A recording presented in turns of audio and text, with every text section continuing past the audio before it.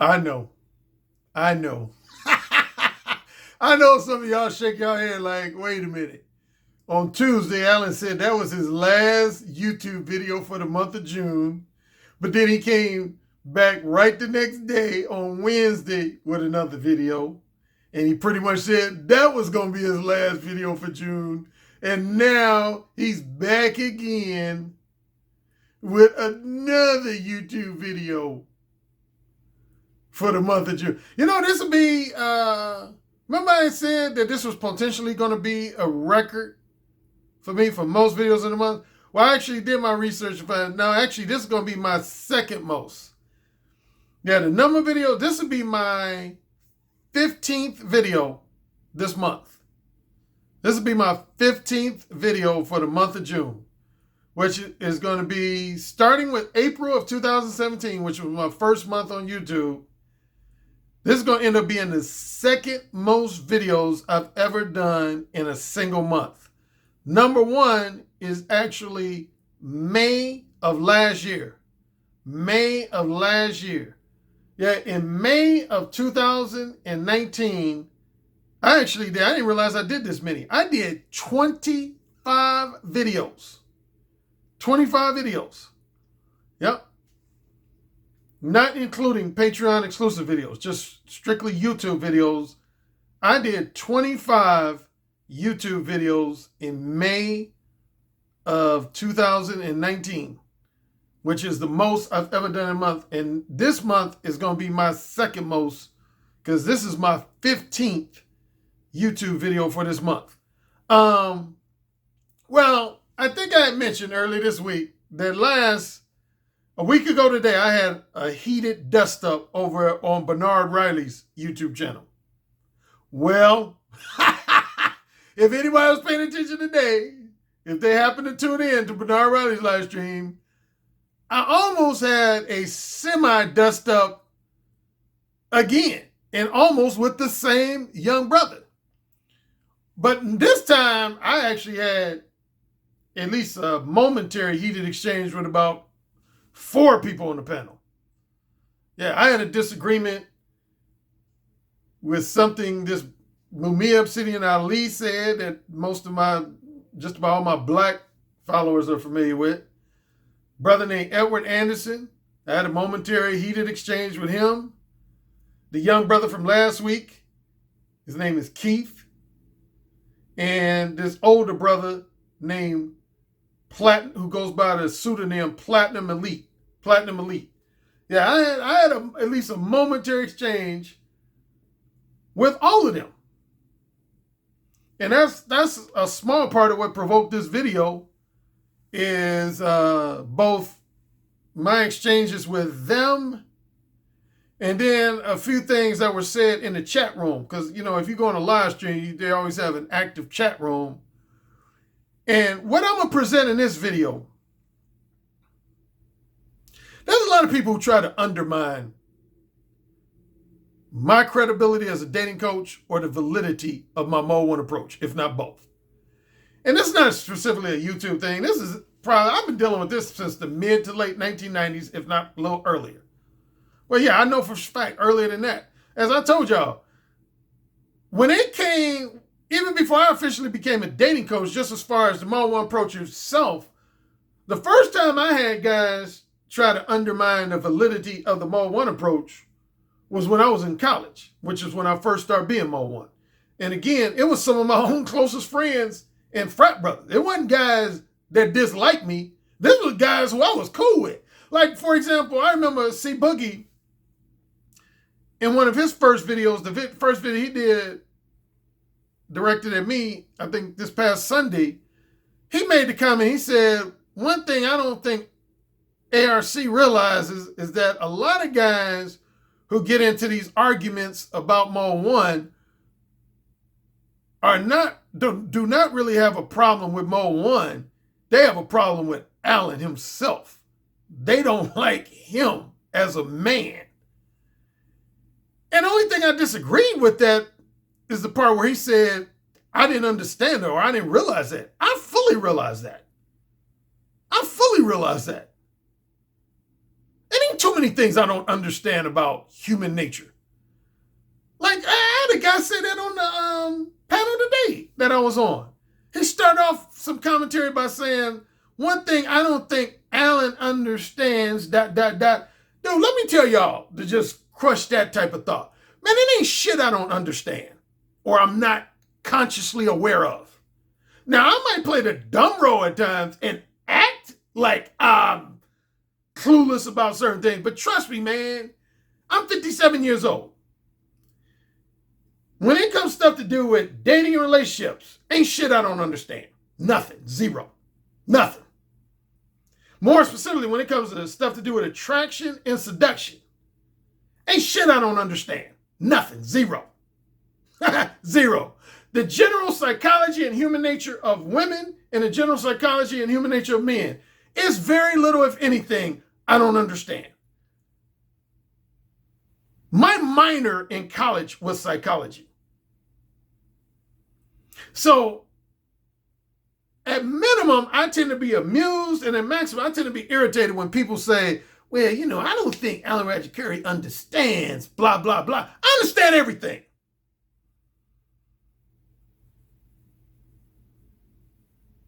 To do with dating and relationships, attraction and seduction, and just the general human nature of men and women, I understand pretty much everything.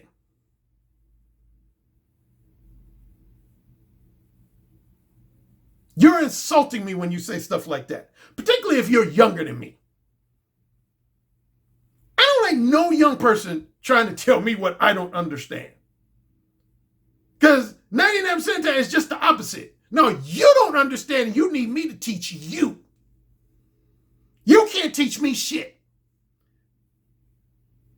I said that a million times on here, and I don't care who gets offended. It ain't no young nigga on here who can teach me shit about life or women. Nothing. Zero. Zero. Ain't nobody in their 20s or 30s can teach me shit about life and or women. Nothing.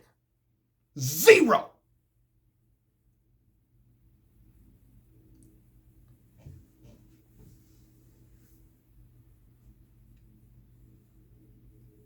But yeah, man, there's people who come at me two ways. They either try to undermine me and my credibility as a man, and or they try to challenge the validity of my Mode 1 approach. As far as the first category, who try to, those people, I would rather them just be a man and say, I don't like Alan Roger Currie. That's what I would rather them say. Have some balls, man. Just say, I don't like Alan Roger Currie. I don't like him. It ain't that I disagree with his Mode 1 approach. I just don't like him as a man. I'd have more respect for you. Seriously, real talk. I'd have more respect for you if you just said, I really don't have any legitimate argument against the contents of Alan's books. I just don't like Alan. So that would mostly fall on those guys who, because there's a lot of guys who try to criticize me, but they very rarely have ever criticized anything to do with my books. And those are people who I can tell that deep down, they just don't like me. They just don't like me. And for them, I don't give a fuck. That's their problem. That ain't my problem. That's one thing my father taught me when I was young. He said, people not liking you is not your problem. That's their problem. Because they're the ones that got to carry the dislike around or the hatred around. You don't have to carry that. That's them who got to carry that around. So that ain't my problem when somebody dislikes me. You want to know the closest person I can think of who did actually come close to saying that, even though he kind of backed off of it when the last time me and him had a one-on-one discussion.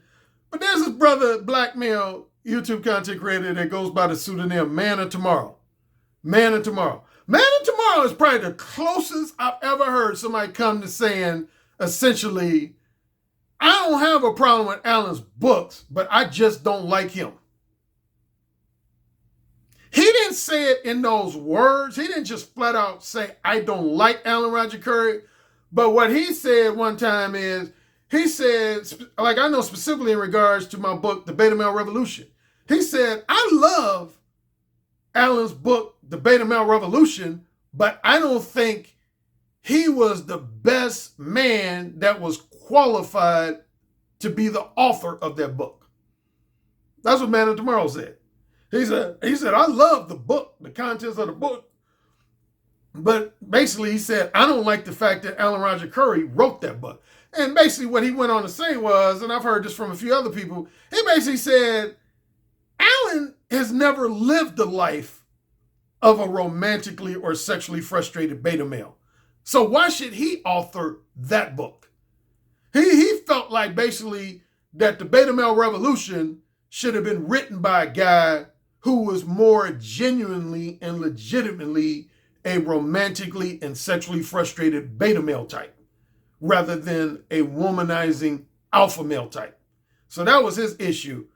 But yeah, he was probably the only person who came the closest to saying, I don't care for Alan, but I like his books. But these other guys, they won't come right on and say, like, just flat out, I don't like Alan Roger Currie. I like his shit, I like his contents, and that's why I try to repeat it, regurgitate it, copy it, plagiarize it, but I don't like Alan.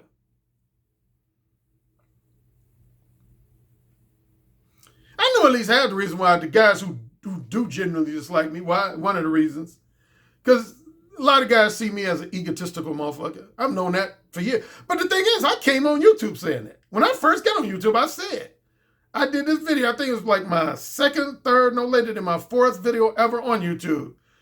I was lightheartedly talking about what I felt were my strengths and weaknesses. And I said one thing that could be, in some people's eyes, could be considered a weakness of mine or a flaw of mine. I said, modesty is not my strong suit. I said, modesty is not my strong suit. I said, so a lot of times I'm going to come across to a lot of guys as very egotistical, conceited, and full of myself.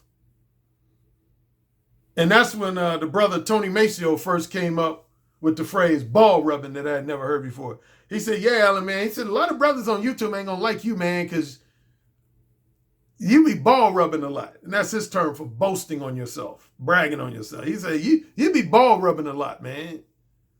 But anyway, let me get to some of these. Now, before I get into my, I'm going to highlight 5 specific arguments that I keep getting repeatedly that just,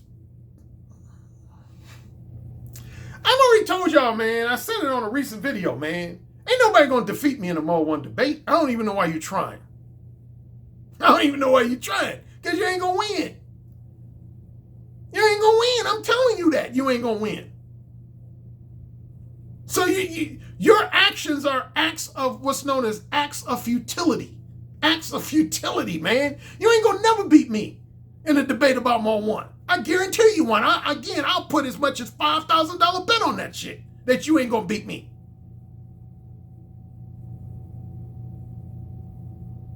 Now, one thing I won't bet you guys on, a commenter of mine pointed this out. He said, Alan, I noticed in a lot of your videos, you'll say, I'll bet you money you won't do this. I'll bet you money. He said, one thing you should never, ever make a bet on is betting people that this is going to be your last video of the month. He said, don't ever make that bet. Don't ever say, I bet you $100 that this is going to be my last video of this month, because you're going to lose that bet. And that's the truth. So I would never make that bet. So, okay, first I'm talking about some stuff I disagree with in this panel today on Bernard Riley's live stream, and then I'll go on to my 5 most frequently heard arguments against Mo 1. I've heard a lot of arguments against Mo 1, but there's been at least 5 that I've heard repeatedly. Not just once every blue moon, but repeatedly. But what are some things that were said on Bernard Riley's channel? Okay, here was one that just blew my mind. Literally blew my mind. There's this older brother. I want to say he's close to my age. I want to say he's in his 50s. Goes by the pseudonym Platinum Elite. And Muhammad Sidian Ali, of all people, given our beefs, history of beefs, he actually gave me a compliment. He gave me a high compliment. He said, Alan Roger Currie, he was comparing me to this black women's relationship coach, Derek Jackson. And he said, I believe that when it comes to mouthpiece, being well-spoken, he said, I would rank Alan Roger Currie higher than Derrick Jackson. I think Alan Roger Currie is a more eloquent and articulate and smooth speaker than a more charming speaker than Derrick Jackson is. And then this brother Platinum Elite said, nah, I disagree with that. I think Derrick Jackson would have more success with women, at least here down south in the southern states. Because he said Alan Roger Currie speaks too proper. He said Alan Roger Currie speaks too proper to have success with women, and particularly black women that live in the southern states. Now, why, just off the top, why is that ridiculously funny? And even my fiance had to laugh. If anybody knows where my fiance is from, my fiance is from Mississippi. One of the most southern states of southern states. My fiance is from Mississippi. Actually, she was living in Atlanta when I connected with her. She was living in Atlanta, but she was born and raised in Mississippi. So that's number one irony of that statement, is that my fiance is from a southern state. And then to take a step further, if you're talking about starting with my 20s up until now, I've sexually interacted with quite a few women that were from southern states. Quite a few. Atlanta, both Dallas and Houston. Where else? The Carolinas, which are technically considered southern states, even though some people say that's more East Coast. But yeah, there's a number. I would say over the course of my adult life, I would say no less than 15 to 20% of the women I've interacted with, and particularly black women, were born and raised in a southern state here in the United States. I've never had any problems connecting with women from different regions of the country. For that matter, I've connected with women outside the country if they spoke English. So I don't know what Platinum Elite was talking about Alan Roger Currie wouldn't be able to pull no women with his mouthpiece here in the South because he speaks too proper and he speaks too Midwestern. What the fuck does that even mean? And see, this is where I can't even just criticize you. I know I've gone in recently on Young Brothers, but Platinum Elite is close to my age and he said some stupid shit like that. That was just stupid. But believe it or not, it ain't like I ain't heard that before. Like I remember there was at least one other brother who said something like that to me one time here on YouTube. He said, I doubt seriously if Alan Roger Currie has ever had any success with women who grew up in the hood, because he doesn't have that hood type voice. So I doubt if he would ever be successful with any hood chicks.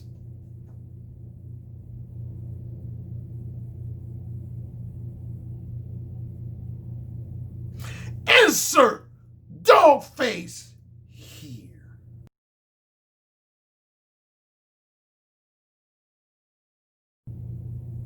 Man, let me tell y'all, and I've said this multiple times before, but I'm going to say it again. When it comes to the background of a woman, it ain't no woman I ain't ever got in bed. And that's just real talk facts. Let's start with race. I done been in bed with pretty much every single race on planet Earth. Facts. I've been in bed with every single woman on Earth, race-wise. At least one. There's been at least one woman of every single race and ethnicity on planet Earth that I've been in bed with. So that's number one. Second quality would be age. I fucked women older than me when I was younger, and since I've been older, I fucked women younger than me. The largest older than me was 22 years. When I was 25, I used to fuck a woman that was, 24. 24 is my largest older. Largest older was 24. When I was 25, I used to fuck a woman that was 49. Now, I used to fuck a woman who was 49. I fucked another woman who was 47 that same year. So yeah, my oldest difference in age was 24 years, and my youngest was actually just a couple years ago. It was at the 21 convention. Yeah, I think that was my youngest. My youngest in terms of age difference was just in 2017. Well, actually almost 3 years ago. Yeah, it was in September of 2017 when I was in Orlando, Florida. I was, what was I? I was 56, what? 2013, I was 15. I was 54. Yeah, I was 54, and I had sex with a woman that was 22. I was 54, and I had sex with a woman that was 22. That's my youngest. So that's what, 22, 52 would be 30, so 32 years. Yeah, so youngest difference in age was 32 years. So that covers the age piece, education-wise. I fuck women all over the education map. I fuck women that were as highly educated as they possessed a PhD or a MD, medical degree. They were a doctor or a JD, law degree, and an assortment of other graduate degrees like MBA. So I fucked a lot of highly educated women. And then on the opposite end, I fucked some women that even didn't go to college for 1 year. Now, I fucked some women that the most education they had was just a high school diploma. They never stepped foot on a college campus. Now, those women have been small, I admit. I've only fucked a small percentage of women who were not college educated. The vast majority of women I've had sex with in my life have been, if they didn't have a college degree, they at least went to college. There's only a small percentage of women that I've had sex with that never, ever went to college. But there's been a few. There's been a few. What else? Height. I fuck women taller than me and shorter than me. I fuck women taller than me and shorter than me.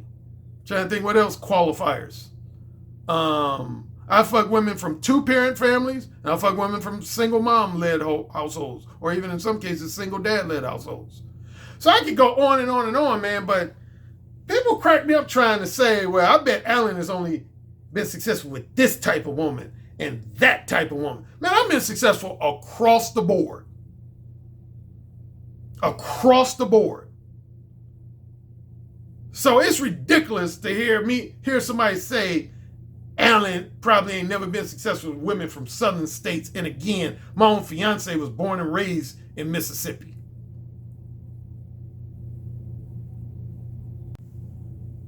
Now, what else did I hear on this live stream today that really caught my ear?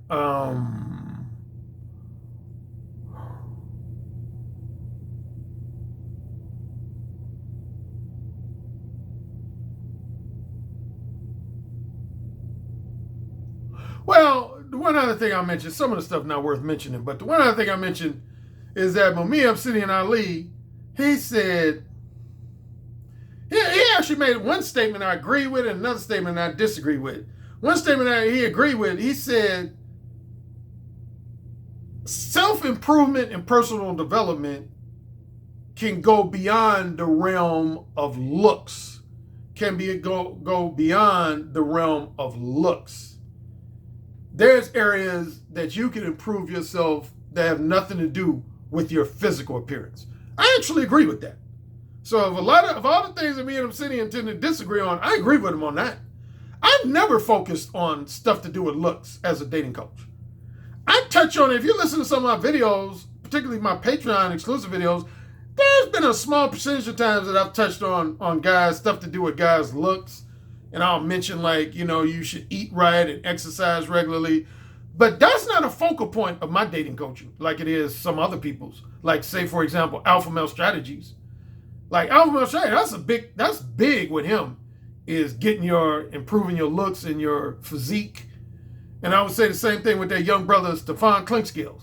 Because both of them have a background being health and fitness trainers, so it makes sense.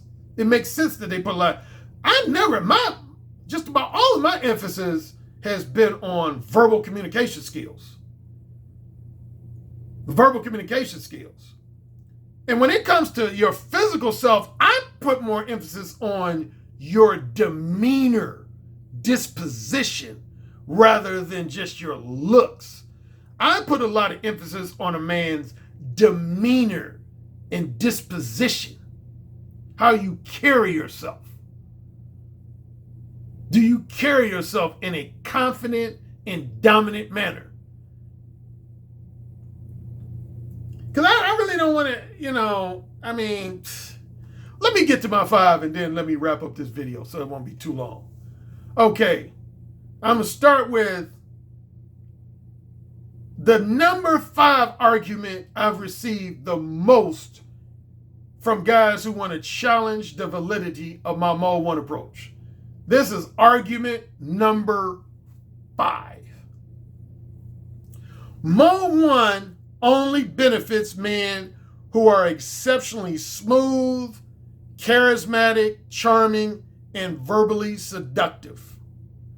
Mode 1 only benefits men who are exceptionally smooth, charismatic, charming, and verbally seductive. Now, I'll say this about that argument. If you took away the word only, which was why I had that word underlined, if you took away the word only, that would actually be a fair, I'll put it like this. If you were to replace the word only with most, then that would actually be a fairly valid statement. If you were to say Mode 1 most benefits men who are exceptionally smooth, charismatic, charming, persuasive, and verbally seductive, then I would say that's a pretty valid statement. That would be a pretty valid statement. If you were to replace the word only with most. I will say this, and this is kind of repetitive because I already touched on this, I want to say in my very last video when I was talking about mouthpiece. Here's where mouthpiece is important and when it's not. Again, I got 5 archetypes. When it comes to dealing with a reciprocator, a rejector, or a manipulative time waster, a reciprocator, a rejector, or a manipulative time waster, then that's when you don't really need to be exceptionally charming, charismatic, persuasive, or seductive. You just need to be confidently, verbally direct. You just need to have the balls and backbone to be verbally direct with women for those 3 archetypes. Reciprocators, rejectors, and manipulative time wasters. You just need to have the balls and backbone to be verbally direct. So with those 3 archetypes, you don't particularly need to be have a mouthpiece. But when it comes to dealing with wholesome pretenders and erotic hypocrites, that's where having a mouthpiece comes into play. And again, I'm pretty much repeating my very last video, but I'm going to tell you emphatically, when it comes to dealing with a wholesome pretender or erotic hypocrite, looks alone ain't going to help you. You could be the most amazingly good-looking motherfucker on the planet. That ain't going to help you. It ain't going to help you. If you ain't got no mouthpiece, I guarantee you ain't going to seduce no wholesome pretenders and erotic hypocrites have to be seduced. They have to be seduced. Particularly if your objective is some form of short-term and or non-monogamous sex. Some form of short-term and or non-monogamous sex. They got to be seduced. And so, when it comes to those 2 archetypes, guys who develop and maintain a powerful mouthpiece are going to have more success than those guys with an average or less than average mouthpiece. Period. Again, when it comes to just identifying a reciprocator, a rejector, or manipulative time waster, all you need to do is be verbally direct.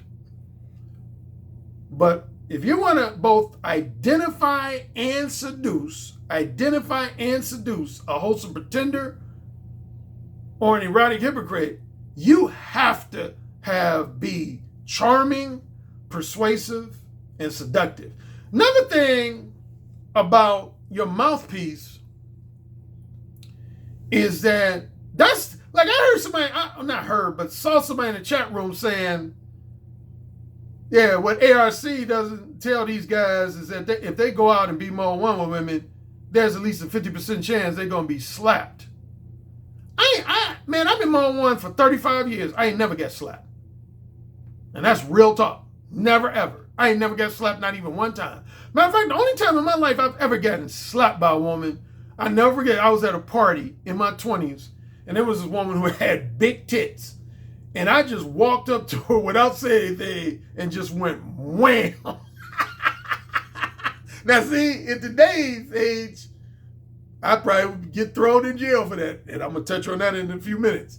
But yeah, I just went, there was this house party I was at, and there was this woman, and she smiled at me. That's what gave me what I thought I could get away with it, because she was holding a drink, and then I looked at her, and then she gave me like this smirk.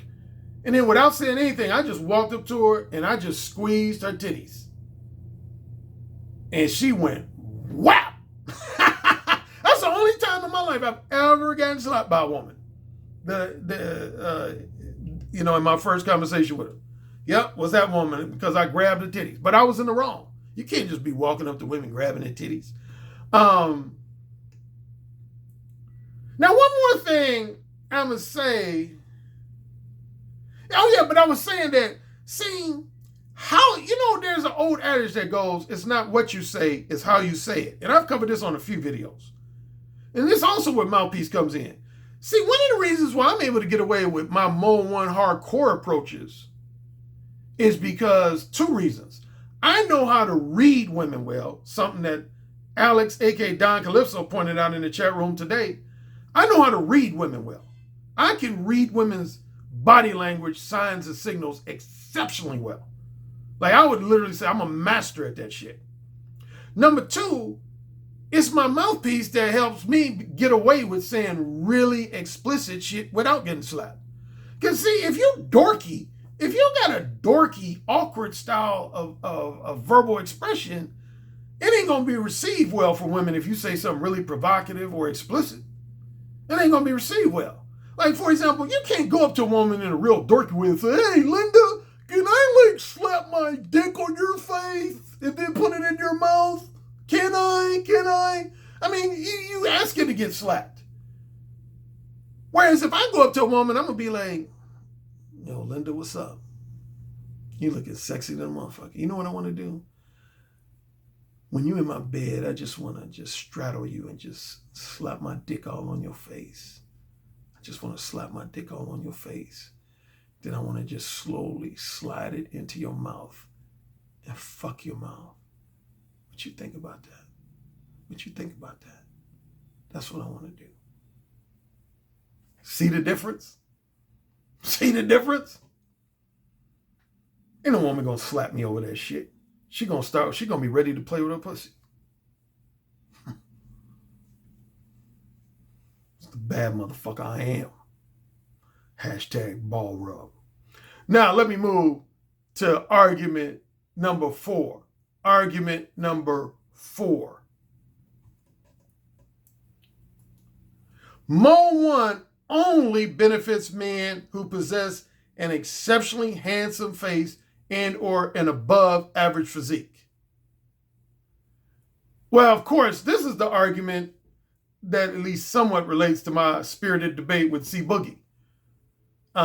He was emphasizing looks. And of course, I don't agree with that. I don't agree with it. Plain and simple. I mean, I don't know what else to say about it. I don't agree with that.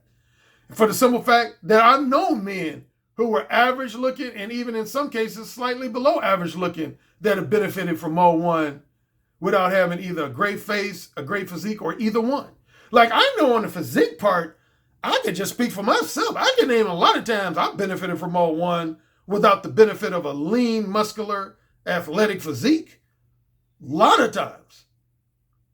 Now, that's not an excuse for somebody to let themselves go and be lazy and, not eat right. I think every guy should strive to have the best physique they can possibly develop. So I want to put that out there. I think all guys should strive to develop the best version of their physique because you have control over that.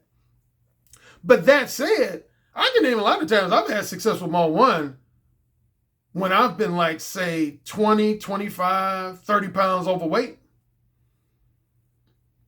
And as far as face, I mean, there was somebody on my community page who said something that I really liked. Her name was Sasha.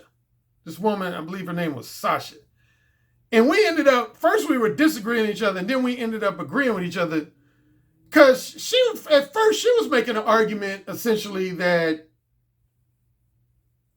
looks are important. Looks do matter, which again was C Boogie's argument. She was saying looks do matter. And I basically replied to her, I said, so you're telling me that, she made the biggest point she made. She said, the reason why looks are so important is because that's the first thing you see. That's the first thing you see.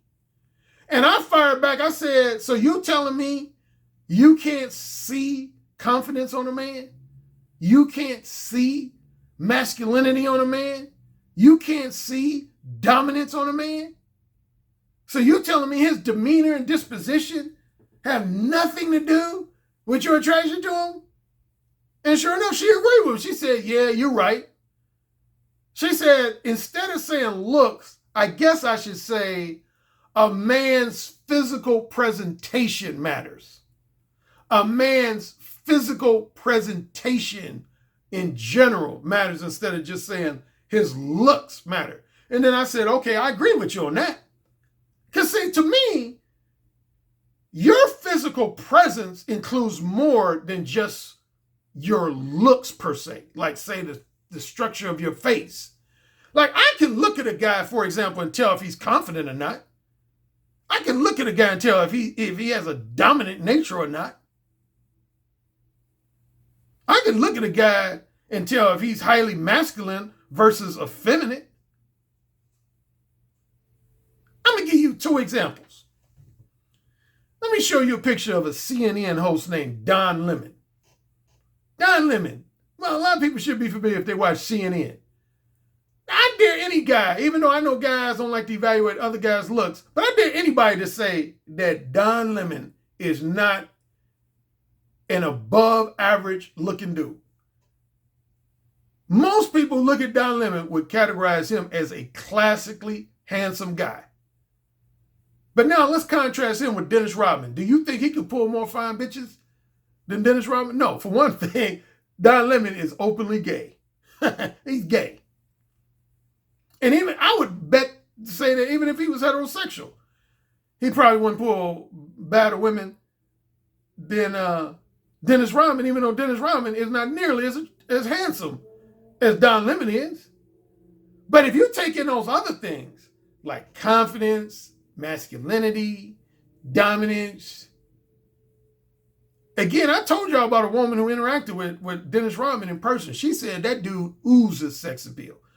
And she even acknowledged, she said Dennis Rodman is nowhere near what most people would call a handsome dude. But she said he's very sexy. So anyway, yeah, man, I would rather people say something like physical presentation matters or sex appeal matters than for people to say looks matter. How sexually appealing you are to women, in my strong opinion, is more important simply than how good looking you are. Okay, argument number 3. Argument number 3. Mo 1 only works on women who are extremely kinky and or highly promiscuous, i.e. slut types. Mo 1 does not help you get women in bed who are very classy, prudish, monogamy oriented, and or relationship and marriage oriented.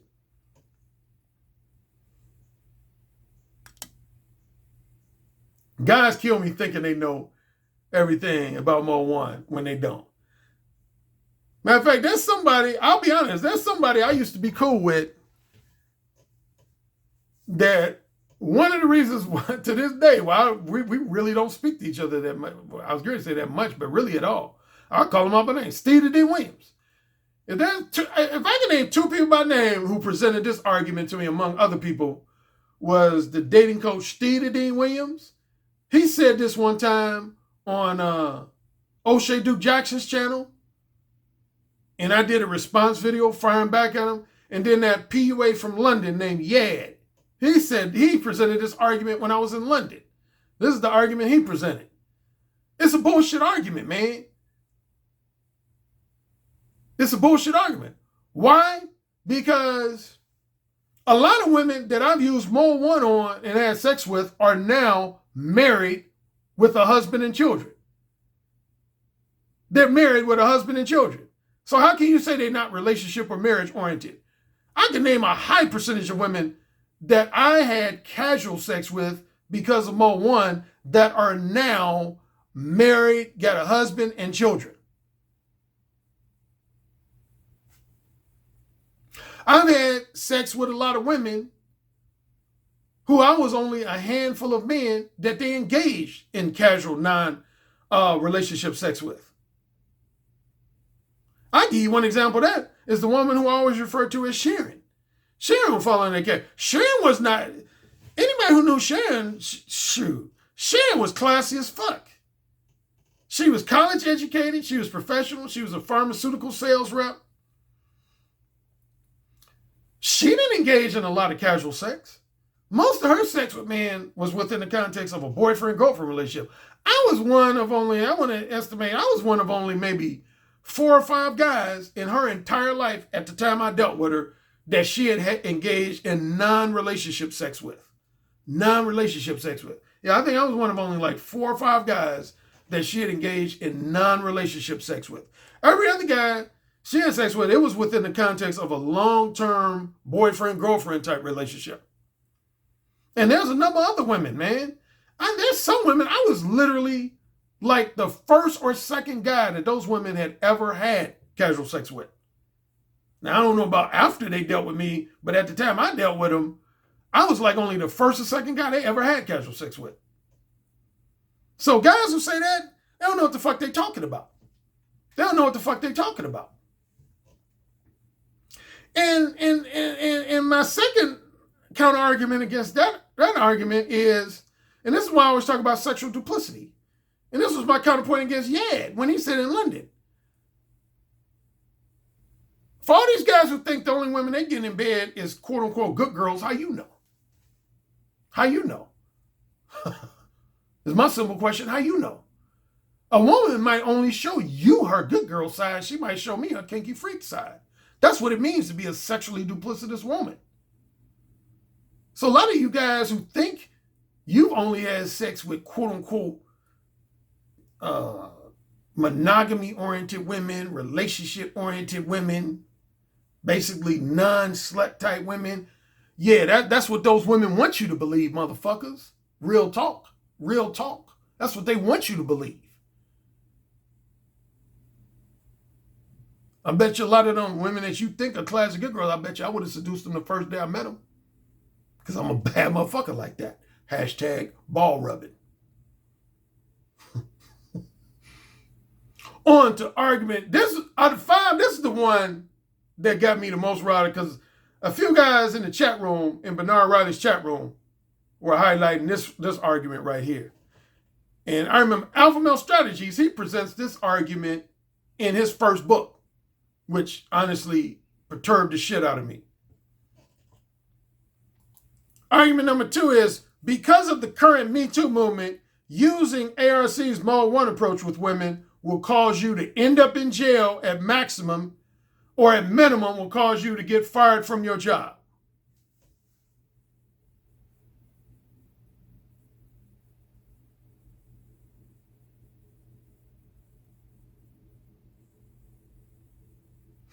Insert dog face here.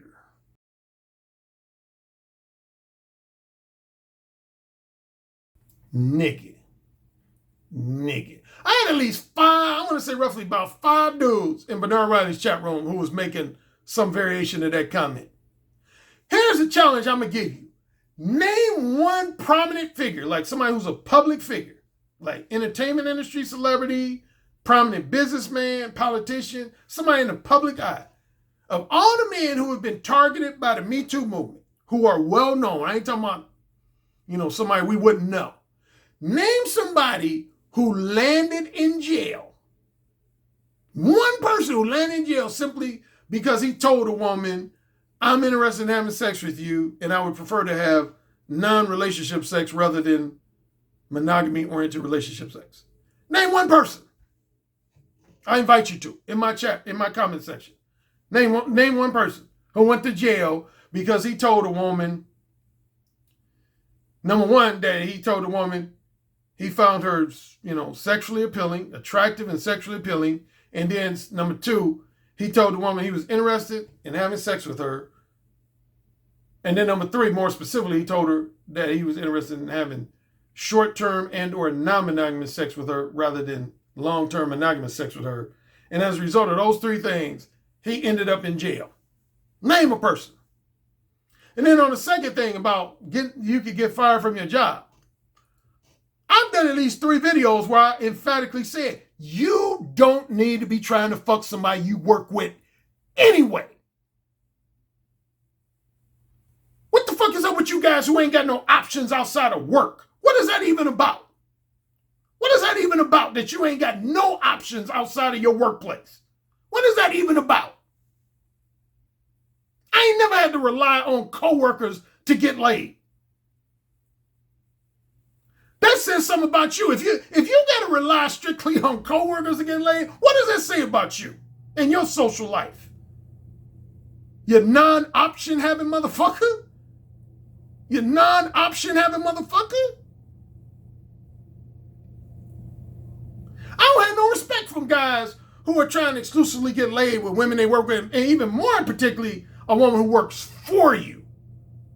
That's the worst, is when you're trying to have sex with women who work for you, like a subordinate who reports to you. You are like her manager, her boss, her supervisor. That's an ultimate no-no. You're stupid if you're doing that. You're just straight up stupid.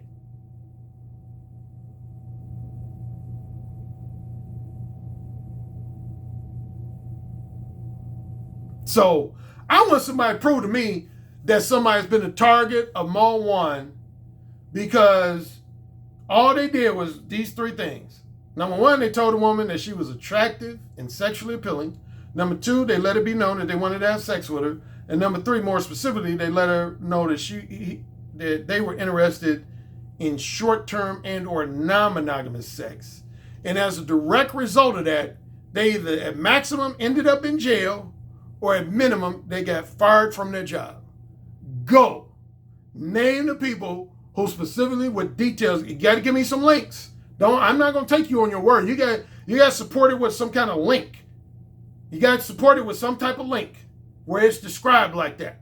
Where a woman says, there was this guy, he told me he wanted to have sex with me and specifically casual sex with me, and I reported him to the authorities and now he's in jail or now he's fired. You dismissed. And now, finally, argument number 1, so I can wrap up this video. Argument number 1, and this is also one I credit to Alpha Male Strategies, but there's been other guys other than him, so he ain't the only one, but he's probably the most notable person who's presented this argument. Argument number 1. Direct verbal game, which includes ARC's Mode 1 approach, will cause you to leave opportunities for sex on the table, or in more blunt terms, it will cause you to leave pussy on the table that you could have taken advantage of if you had instead chosen to use some variation of indirect game.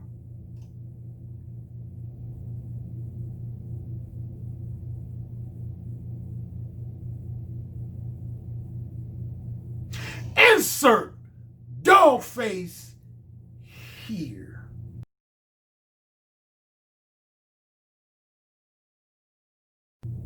You know what?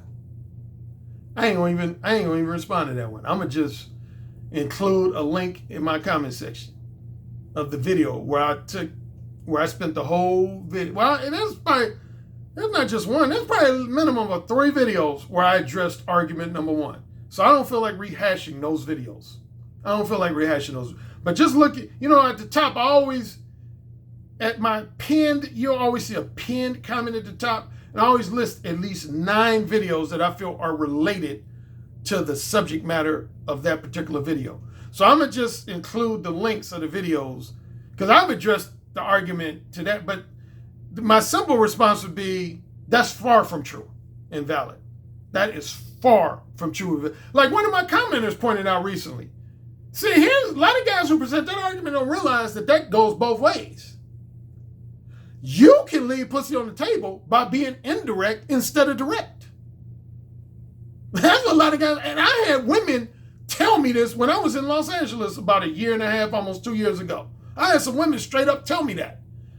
They basically, you remember my story about when I went to LA in early November 2018? I had a number of women that told me, they said, if their desire and objective is casual sex, and they said a guy was to come to them using a bunch of vague and ambiguous or dishonest and disingenuous indirect language with them, they said they would lose interest in having casual sex with that guy.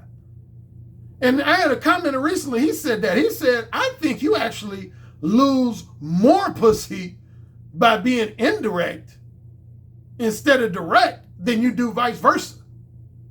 So anyway, yeah, that's all I got for you for the second time. I said this at the end of my video on Wednesday, and I'm going to say it again. Have an enjoyable weekend. Talk to you when I talk to you. Yes, sir. Say it again. Yes, sir. Who's the king? Alan, you're the king. Say it again. Alan, you're the king. You're dominating me. Say it again. Alan, you're dominating me right now. Mode 1.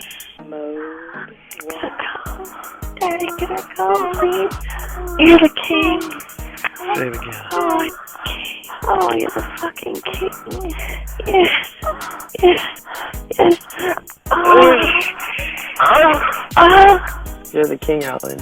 AKA the king of verbal seduction. You know, it's the tone of your voice, how seductive your intonations are, the vibrations that you could just reach out over the phone lines and stroke a woman's breast just by the sound of your voice, how you could make her pussy so wet just by the sound of your voice. That's actually very hot. So you said my show was what? I said your show is powerful. Oh, say it again. Your show is powerful. But the king would fuck me really good. Who's the king? Alan Roger Currie. Oh, yeah. Who's the king? Alan Roger Currie. The king. The king. The king. I have to agree with you on the communication piece, because I actually did take a session with Alan Roger Currie, and he gave me a line that I did not think was going to work, and it worked. And I was like, what the fuck?